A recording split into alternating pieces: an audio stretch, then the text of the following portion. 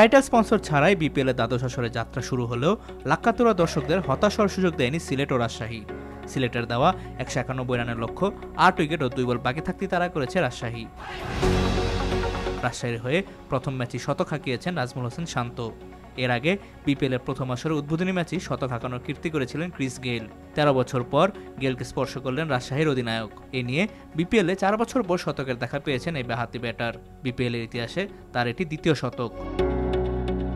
এই বাঁহাতি ব্যাটারকে যোগ্য সঙ্গ দিয়েছেন মুশফিকুর রহিম। 31 বলে 4টি 4 ও 2টি 6 করেছেন 51 রান।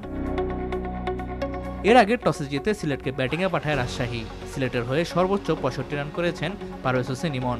আফিফের ব্যাটে 33 রান। সর্বোচ্চ 2 উইকেট শিকার করেছেন সন্দীপ লামিচানে। ম্যাচ শুরুর আগে শহীদ ওসমান হাদির স্মরণে 1 মিনিট নীরবতা পালন করেন খেলোয়াড়রা।